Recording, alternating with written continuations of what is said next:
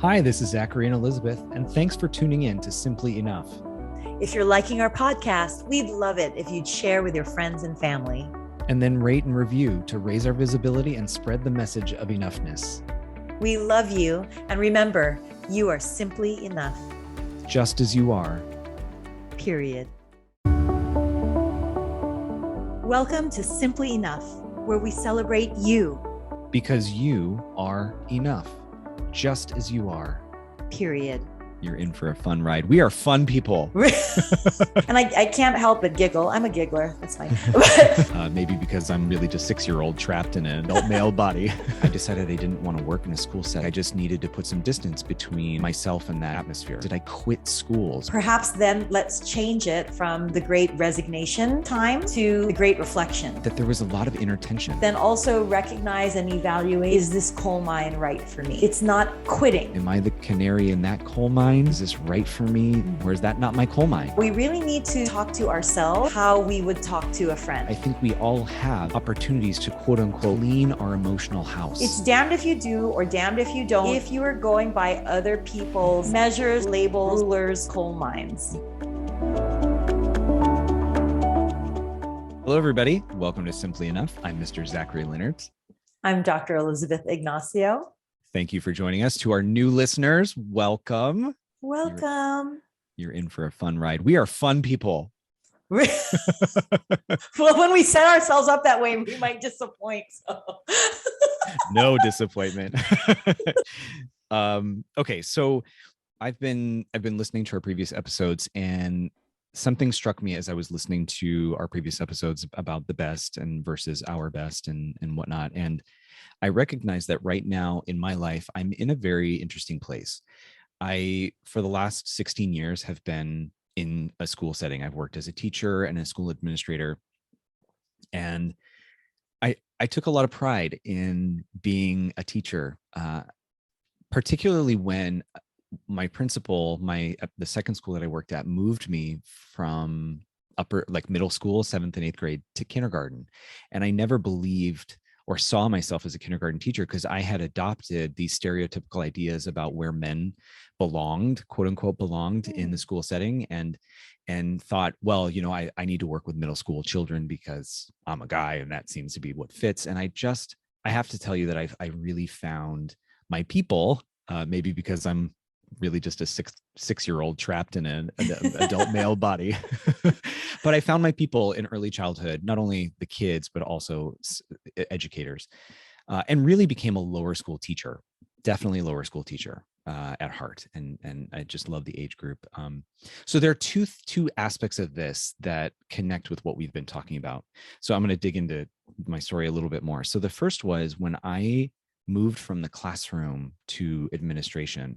I made that move because I recognized that the way in which I think is more aligned with the responsibilities of an administrator. I really see systems, I see vision, I see strategy, direction, and then I see how that trickles down into the day-to-day operations of the school, and how when you connect the two, everything in the middle becomes aligned and the entire institution is moving in one direction to best serve students and the system of education. That's where my mind naturally sits.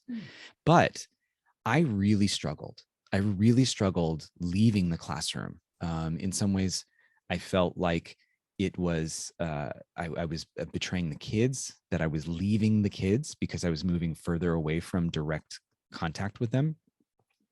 And that in some ways I was, quote unquote, selling out. I mean, there's this gap between teachers and administrators and somewhat of a tension and an animosity, just not in every school by any means, but certainly just a perception, a common perception. Them versus us kind of thing. Yes. Mm-hmm. And I was joining them, right? Mm-hmm. But I also felt that was more in line with who I am and how I think and how I operate and where I feel like I can best utilize my skills and abilities. And so I really had this struggle, right? And even some of my teacher friends would say things jokingly like, oh, you're moving to the dark side now. And even in that shift, when I came to the school that I worked at in Hawaii, that drive to want to show the teachers that I'm one of you. I was a classroom teacher. I know what your job is like. And I'm not this like big, scary administrator. And yet that wasn't the case. There really was a gap between teacher and administrator, and that pulled on this idea that, like, did I quit education, or did I quit teaching? What happened in this moment in terms of my own identity as a teacher, and could I still say that I was a teacher if I was now an administrator? And so there was this whole process that I would say is still present, but not as much anymore, because in my 7 years as administrator, I found exactly what I thought to be true, which was, this is really where I am, juiced, where I'm humming. This is really where I'm in my flow. Okay. But to take it a step further, the second part of the story is, and this is going to be a shout out to the administrators that listen, being a school administrator is incredibly difficult work. And it's also incredibly isolating, because there aren't many others in your day-to-day sphere that you can connect with and commiserate with, or just breathe with, that understand your roles and responsibilities. So being an administrator during the onset of a pandemic, in addition to all of the responsibilities that go into an admin's job, was taxing. And I understand now, upon leaving, because we had to leave Hawaii to be closer to family, but upon leaving, I decided I didn't want to work in a school setting for a little while. Like, I just needed to put some distance between myself and that atmosphere. And I came back to that idea of, like, well, one, now what do I say? When people ask, like, what are you doing, or what's your job, or even I fill out a job application and it says, like, what area, am I still a school administrator? Did I quit schools because I'm not working in one anymore? Or people say things like, well, but you're so good at it, why don't you do it anymore? And what, and so I'm in this kind of weird place identity wise, where I recognized both times, moving from a classroom to administration, and then from administration, just with a little distance between myself and schools, that there was a lot of inner tension and turmoil of identity, and then doubt about who I was and what I was doing, and whether or not it was the right move. And was I quitting? Like, I really wrestled with this question of, was I quitting? And I was thinking about that in connection with the previous episodes that we've talked about, because it would be in my natural tendency to want to just keep going and say, like, I'm going to keep doing this. This is who I am. This is what I do. And I keep powering through. And yet there was that other part of me that was saying, no, like, first from classroom to administration, this is really where you sing. This is really where you hum. This is where you are meant to show and to realize or actualize your gifts. And then coming out of the school setting was like, that may be where you have gifts and talents, but right now they're so taxed, they're so depleted that you can't give anymore, right? And while I can recognize all that cerebrally, there's still internally this struggle of, like, what did I just do? What did I just do? And that's okay. And that's natural and appropriate. And how very timely that you're saying this. Absolutely, Zachary. I mean, this time during COVID, one of the most common kind of themes or trends that we see and hear about is the Great Resignation, right? This is a time of the Great Resignation. And it at first was talked about and looked at with a little bit of alarm, like, oh, there's all these people leaving the workforce. I mean, definitely the healthcare industry in which I'm in, it's projected that up to 75% of healthcare is going to transition by, I don't know what, 2025 or something like that. I mean, that's tremendous. And so it was at first looked at with alarm. And then, especially in American society, where we are very achievement oriented and our identity comes from our career, supposedly, because that's the meaning that we put on it. Now the Great Resignation is almost looked upon with disdain, like, oh, look at all these people quitting. And really, perhaps then let's change it from, the Great Resignation time to the Great Reflection time, where people are actually taking time to reflect upon what matters most, what makes them sing, where are they in the flow, and honestly, is it worth it? Mhm. That's a question that should, that comes up with reflection. Wherever I'm putting my energies, is it worth it? Are my energies best used and utilized in this way? Again, because we're so in American society, achievement oriented and career oriented, there's so much focus, and you and I have talked about so much focus on resilience and grit. And I mean, again, woman in a male profession, I'm all about resilience and grit. And so I'm not here to discount it. And I absolutely not only believe it, espouse it, but I think I live resiliency and grit. But I think it's just as important to reflect as it is important to be resilient. The canary in a coal mine, for those who don't know that phrase, any young people that might be listening might not know a canary in a coal mine. There, in the coal mine, there's very poor air quality. And so the saying goes that they used to bring a canary with them because the canaries, oxygen needs are different from a human's.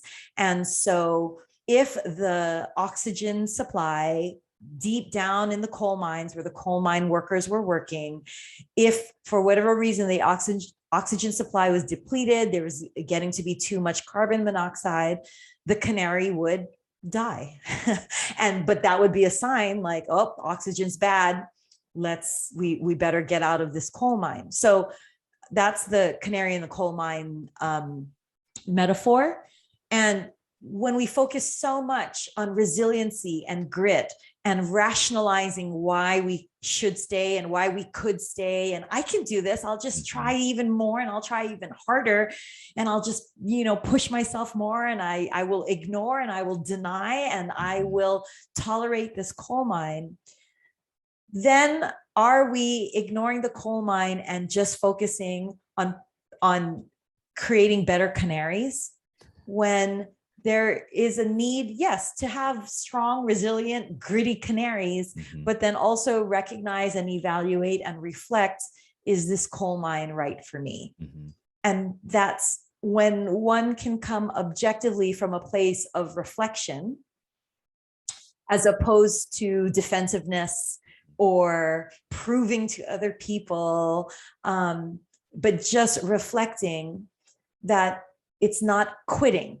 And if others might see it as quitting, then that's their perception, of which we have no control, but they're also not living your life. So that can be their opinion, and you can agree to disagree, because their opinion or not, they're not living your life. You are living your life. So you yourself can talk to yourself with self-compassion, and that inner voice can talk to you and say, quitting, is it though? Or is it just that this coal mine might be right for me, but there is something more right for me elsewhere? And I might not even have it right now. I might not even know it right now, but I do know that the coal mine as it is right now is not right for me. And that removes the stigma from quitting, because then you're not even quitting, you're choosing. You're reflecting, you're assessing, and then you're choosing, as opposed to just becoming a more resilient canary in the coal mine. That metaphor hit me with another story perfectly. You have a gift, Elizabeth, of really, no, you do, of just like zoning in, and then from there, these ideas pop up. So I'm going to share another potentially personal story in the same kind of vein. So obviously, I'm not a woman. I can't have children myself, but my husband and I are both educators, and we have worked closely with children. And I think the people that have seen us with kids see the potential that we would be wonderful, in whatever measure we're defining wonderful fathers. Okay. In addition, many of our circle of friends also were adopting children or having children, same-sex couples, cisgendered heterosexual couples, et cetera, were having kids. And constantly the question came to us, are you going to have children? And, that's a very personal decision for each one of us, and then us together. But then becomes a public question once somebody asks, and now you're put in the spot. And I think any woman can relate to this question, right? So I'm not trying to equate our experience with womanhood or this, but I'm just your comment sparked this for me. So we went through a journey of talking about whether or not we were going to have children, and then ultimately deciding that we weren't. And the question always put us on the spot, because the embedded question is, when are you going to have children, right? Mm. And then the response of, well, we're not going to have kids. So when are you guys going to have kids? We're not going to have kids. Why? You would make such excellent fathers. Lovely, like good intention there, right? Which is an attempt to compliment you. You seem to connect well with children. And to be honest, I do. I know I do.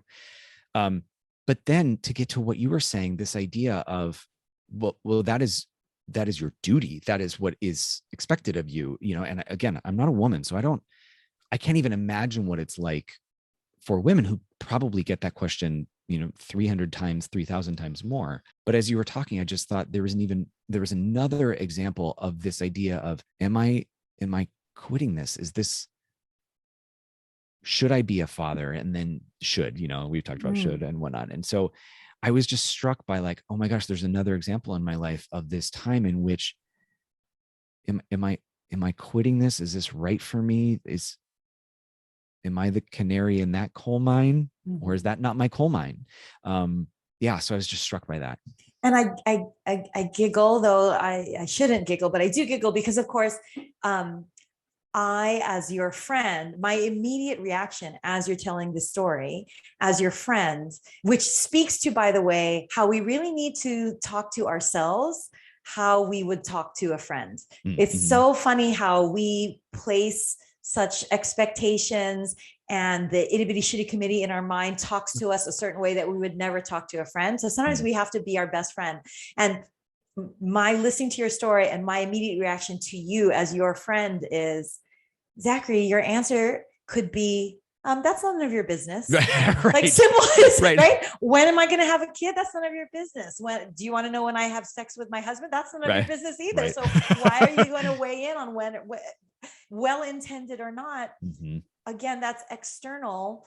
That's none of their business. And it might be a coal mine you choose, and it might not even be a coal mine that you even want to contemplate. Right. And I can't help, again, but giggle. I'm a giggler. That's fine. But I can't help but giggle. I heard this saying, so, and forgive me, whoever said this quote, I would love to give you credit for this quote, but I don't know who did, but I didn't say it. I'm just repeating it, which is for women. And I'm speaking for women. Society wants women to work as if they didn't have children. Then society wants women to raise children as if they didn't have to work. And then society wants women to look beautiful as if they do neither, neither wow. work nor have children. And that's just, again, talking about external expectations and how somebody externally can label you that you're quitting something or leaving something or falling short of. But ultimately, whose business is it? Mm-hmm. Does that make sense? It totally does. Right? I mean, it's so true, though. So, okay, be a perfect worker and forget that you have kids, or, raise kids perfectly, but, yeah. Or, forget that you have work. And then at the same time, by the way, this whole time, try to look beautiful to society's standards of beauty, because you have nothing else to do. You don't have work, nor do you have children. I mean, you damned if you do or damned if you don't, right? And that's why it's damned if you do or damned if you don't, if you are going by other people's measures, labels, rulers, coal mines. So look around externally and look around internally about what environment you are finding yourself and placing yourself, and you decide your coal mine and the type of canary you are, and how long you can live, survive, or thrive in that choice of a coal mine, because it's your choice, not others. And we've talked about that. You are the leading player of your own story, so cast yourself in that way. And I just, the idea of identity being wrapped up into this is fascinating to me, because just in those few examples alone, and I'm sure there are many more, speaking professionally, let's go back to that side of it. I do tie a lot of my self-worth, or I still did a lot of self-worth to my professional career, right? So maybe there have been other moments where maybe there was something that I wanted to do professionally that I was afraid to step into because I didn't know how to, quote unquote, let go of whatever self-worth I wrapped up into that career path or that title or that salary or that institution organization. Do you know what I mean? Yeah. So yeah, so that's now where I'm kind of thinking, even fatherhood, just the idea of like everything that's wrapped up into that, and then how I put my self-worth in there. Is any of that making sense? I feel like It I'm saying kind totally of is. clunkily. It totally is, but it totally makes sense. It's not that it's clunky. It totally makes sense. But that's the thing. Again, when we talk about how we're multifaceted diamonds, or at least diamonds in the rough, we are so much more than, you know, your awards, your accolades, your titles, your salary, your job description as a parent, the type of car you drive, your possessions, the house that you live in, your address, you're just, everybody is so much more than that. But yes, definitely, there's no question. We tie so much into what we do. In fact, if you're at a party, what's the question that's often asked when you don't know people? Well, so what do you do? And the funny thing is, that's not a question I ask anymore. And the funny thing is, it evolved that way, not because I was, this would make a very, very important coaching point and I'm going to espouse this. It literally just was almost forced upon me, my change in question, because I often have to go to what I lovingly call rubber chicken dinners, which are which is wonderful evenings. Often they're, charitable galas or, dinners honoring people. And I love the people and I love the engagement and the social relationships, but, oftentimes these are mass produced dinners. And so I call them, rubber chicken dinners. Depending on who I'm sitting next to, like just recently, I was sitting next to very, very, very accomplished. If we were going to talk about, what he does career-wise, super, super accomplished, philanthropist, retired businessman, but he was near 80. So it was not for me during this dinner conversation to say, so what do you do? Because and I wanted more than like his resume. So it wasn't even like, so what did you do? Or what boards were you on? Or what company did you run? So I actually asked, so what's your background? And I learned so much more about him because this 80-year-old gentleman brought me back to his childhood. And I walked the journey of his life. And I'm so grateful he shared it with me. But I learned so much more about him than for him to sit there and verbally tell me his resume. So I try at least now not to ask the question of, so what do you do? It's more, what's your background? And wherever the person wants to start and take me relative to their background.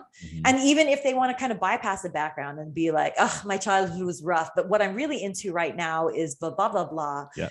That's just much more, not only open-ended, but revealing question, because we're just so much more than what we do. Yet because we tie our identity so much to what we do, whether it's in a salaried position, like what we call work, or real hard work, i.e., stay at home parent, that might be, unpaid, unsalaried, but that is work. But even that is still an identity. But even that is also not a singular, reductive, unilateral identity.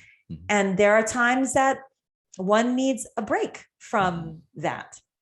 And that's not quitting. That's a recognition of needing a break, or needing a reflection, or needing a vacation, or stepping away for now, or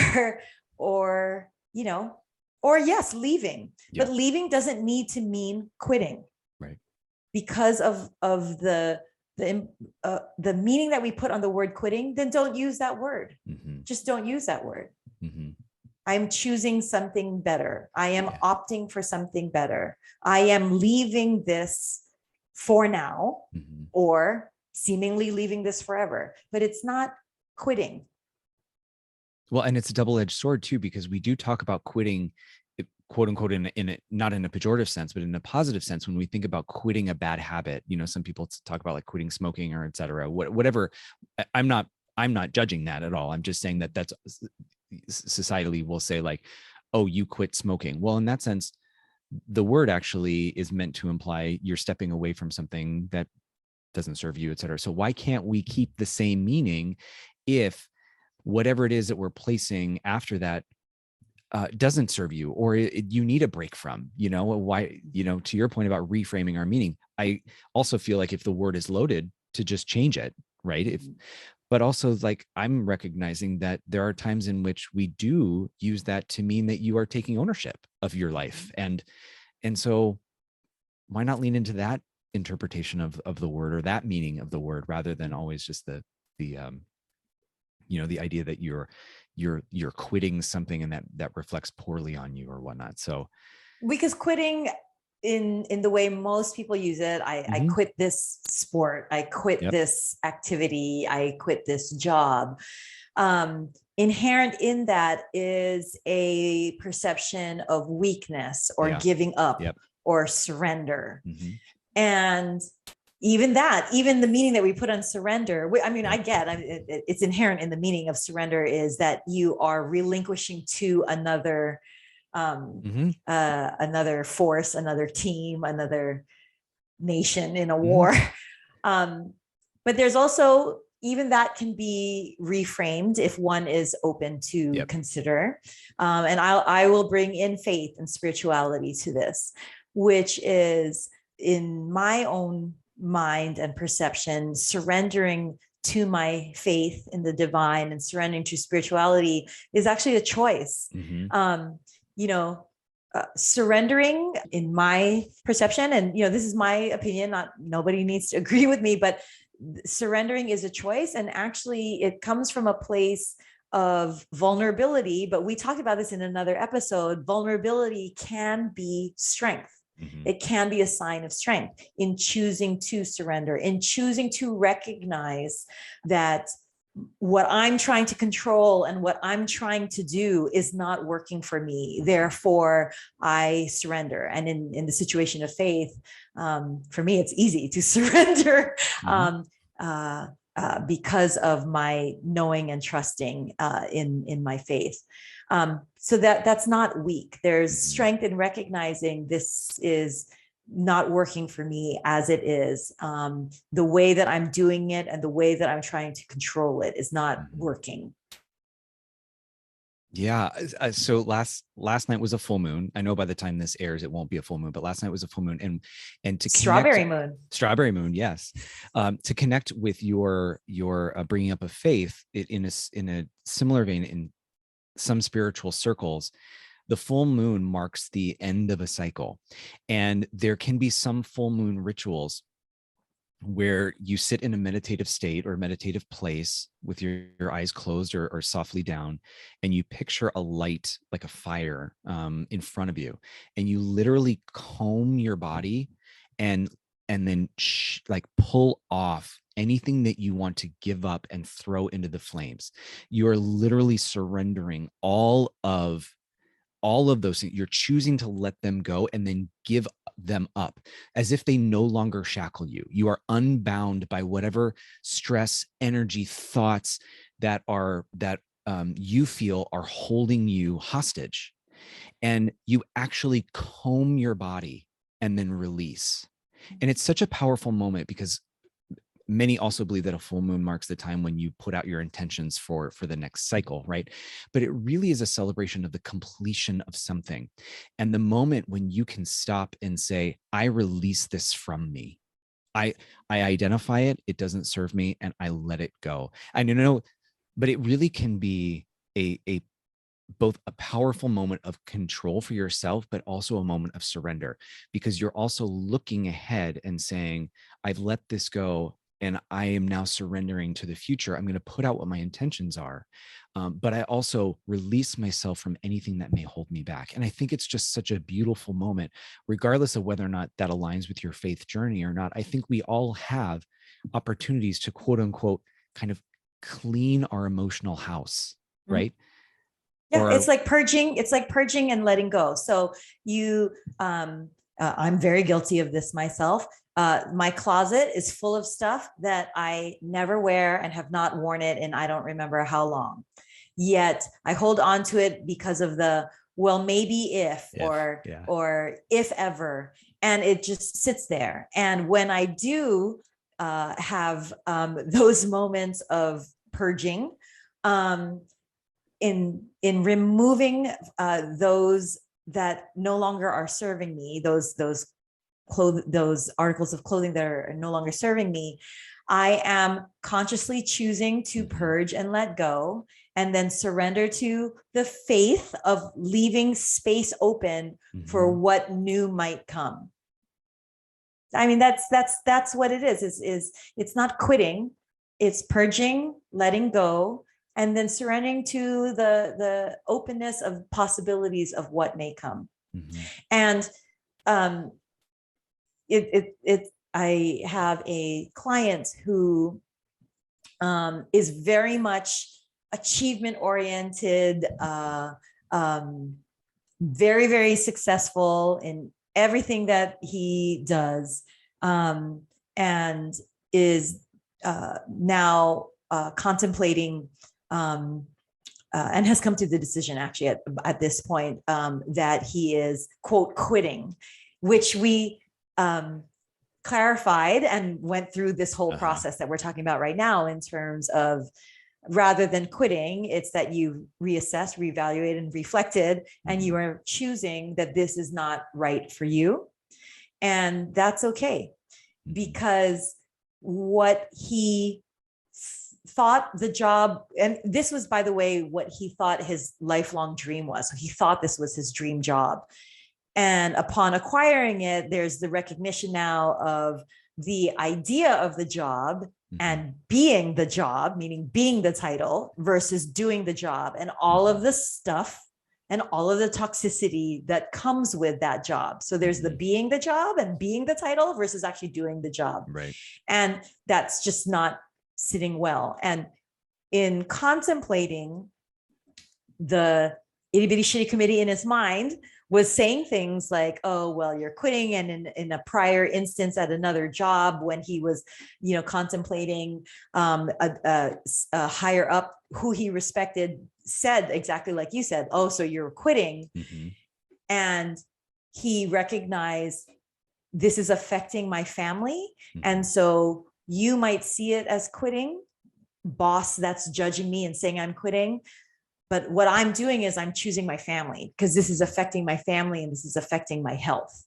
So I'm choosing to let go of trying to clean and fix this toxicity. And I'm just choosing to leave that behind. And that's not unlike, I'm not an astronaut, but the space shuttle, as it is launched, has rocket boosters, right? To get it to orbit. The boosters don't stay the whole time. The boosters leave, right? As the shuttle continues to be propelled.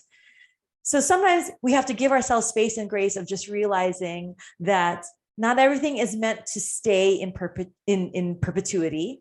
There are seasons in life. Circumstances change, that what once worked for one season of life is actually baggage or harmful, or holding you back in another season of life. So it's not so much quitting, it's releasing and letting go of what once were boosters. One thing that I did mention to my client, who has come to the decision that he has chosen that he's not going to stay in this current job. When one sees an end coming, especially by choice, the one thing that I do recommend to consider is leaving it well, meaning leave well with grace and without bitterness, and without vilification of the other party. So, for example, this client is leaving because he does feel that it's toxic and very them versus us. Anytime the them is brought up to him, you can literally see his physical, visceral reaction. And I said, now that you are at peace with the decision that you have come to, and though that might, understandably take some time to evolve how you're going to leave, you've come to the decision and you've made that choice, but there's still going to be some time that you're still going to be in this environment, whether it's a 2-week notice or whether it's a 2-month notice. As much as you possibly can, try to find ways, wearing the lens of perspective of either gratitude or grace or compassion, not only to yourself, but to others, that you can leave well, because wherever you go, there you are. And what I mean by that is if one thinks that in leaving this job or leaving this relationship because this sucks and I'm not happy and look at how everything sucks here, so the grass is always greener. Guess what? Wherever you go, there you are. You can go to a different grass, but whatever might be unhealed or unaddressed or denied or unvoiced, or not worked through, you're going to be bringing that to that other patch of green grass. So that's how one can leave with grace, as opposed to quitting. That's the subtle difference, I think. To leave healthfully as opposed to quit in anger or quit in desperation or quit in frustration. That's truly where one can come to a cognizant, conscious choice of leaving or purging or letting go, but doing so with grace, so that the next venture has with it that open space and open mindset of opportunity. That's a really great takeaway, I would say, because when I think about how we started this episode, where I was wrestling with leaving the classroom and moving into administration, and then now where I'm currently at, moving away from the school setting to outside the school setting, I hadn't thought about it coming from a place of gratitude. I didn't leave them unwell, quote unquote, but I don't think that I stopped to recognize what I did get out of it, and to come from a place of gratitude. Then this is such a great tool. So thank you for this, because I was looking at it from like, I'm doing this to the kids, or I'm leaving this, or rather than look what this gave me. Like, wow, look at this. And now I'm going to turn my focus, take all of that with me as I move into this new venture. That's I think a very, as you often do, Elizabeth, very tangible, very real, very actionable, and memorable thing to, especially in a transition, to then apply directly. Yes, so, because as though you might be leaving an environment as a whole, or a relationship as a whole, or a job, description or whatever as a whole, though you're leaving, life is life. You're still going to take a little part of it with you. So you get to choose, though. Are you going to choose the part that pissed you off and frustrated you and hurt your feelings? And are you going to carry that with you? Because wherever you go, there you are. Or are you going to own your decision, which gave you peace of leaving relationship or job title or whatever? Own that with peace, but take with you what propelled you. Just because the boosters left the rocket, the propulsion for the rocket is still there. There's still much to be said about what those boosters gave, supplied, helped propel, even though they are then left behind. I'm smiling. That really, to me, clarifies the difference between quitting and letting go. If I'm putting the meaning on quitting, in that kind of pejorative, negative sense, that you have now just reframed it. And we also have mentioned, for those of us who are learning to stand up and no longer be doormats, in case we are in a situation where we are letting go of something and we're getting, just this negative energy at us, there's so much strength.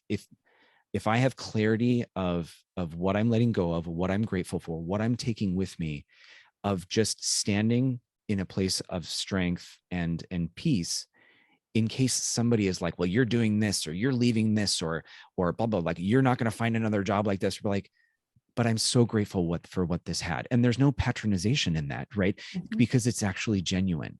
Mhm. And I know, I'm just reflecting out loud now, I can withstand potentially triggers in that moment, because now I'm so clear about whatever this offered, how it helped me, and maybe how I helped it, and then what I'm going to take with me. So you just helped me see the difference between quitting, quote unquote quitting, Mhm. and letting go. Yes. Because then you become, and we've talked about this, the eye of the storm. So I'm not saying, I'm not Pollyanna and being like, once you make this conscious decision that you're going to, choose to leave this job or choose to leave this relationship or whatever, that all will be well and it'll be peaceful and rainbows. Oh no, actually shit's probably going to hit the fan. Honestly, shit's going to hit the fan.